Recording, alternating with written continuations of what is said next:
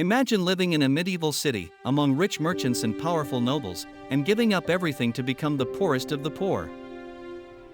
But how did it come to this? Who was Francis really, and what drove him to leave everything he owned? Francis was born in Assisi in 1811, into a wealthy family.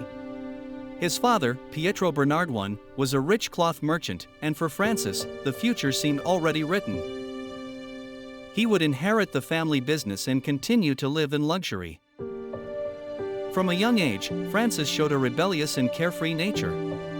He was fascinated by parties, singing and adventures, and dreamed of becoming a knight. War was an irresistible attraction, and at 20 he enlisted to fight against Perugia, the rival city of Assisi. But this dream soon turned into a nightmare. Francesco was captured and spent a whole year in prison. Here, in isolation, something inside him began to change. It was the first sign of a profound transformation. When he finally returned to Assisi, Francis was no longer the same. An uneasiness haunted him, an emptiness that he could not fill with the usual things. So, in search of answers, he began to frequent places of prayer, asking God to guide him. It was during one of these prayers, in the little church of San Damiano, that something extraordinary happened. Before the crucifix, Francis heard a voice saying to him, "Francis, go and repair my church, which, as you see, is falling into ruin." For Francis it was a shock. What did that voice mean? Was it really a message from God? Without hesitation, he interpreted those words literally and began to collect stones and repair the small church of San Damiano. But his change did not please everyone. His father, Peter, could not understand what was happening. How could Francis, the son and heir to great wealth, spend his days working like a beggar? The conflict reached its peak when Francis, in a definitive act of rebellion, sold some of his father's fabrics to finance the reconstruction of the church. Peter flew into a rage, taking him to court to get his money back.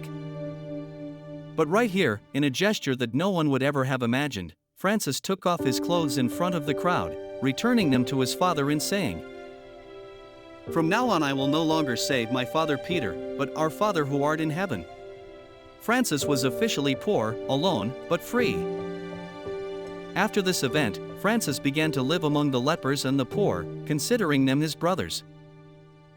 He stripped himself of all material possessions and began preaching a message of peace, love, and brotherhood. Soon, his life and message began to attract followers. Men and women from all over Italy joined him, creating a community based on the principles of poverty and service to others.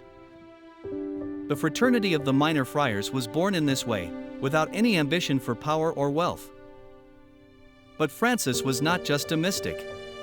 He had a radical vision of peace, and in 1219, in the midst of the Crusades, he left for the Holy Land.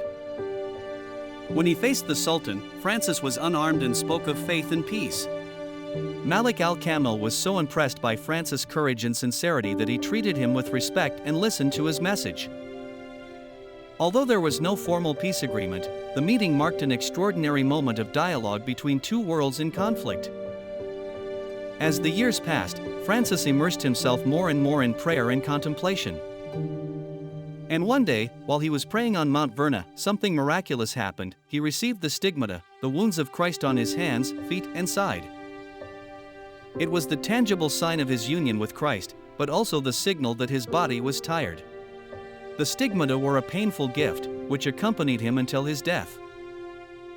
Francis died in 1226, but his spirit of humility, brotherhood, and love for nature continues to inspire millions of people. He is considered the saint of peace, poverty, and universal love, and his message is more relevant today than ever. Saint Francis reminds us that, even in a world dominated by power and wealth, it is possible to choose a different path. A path made of simplicity, respect for every creature, and peace with the world.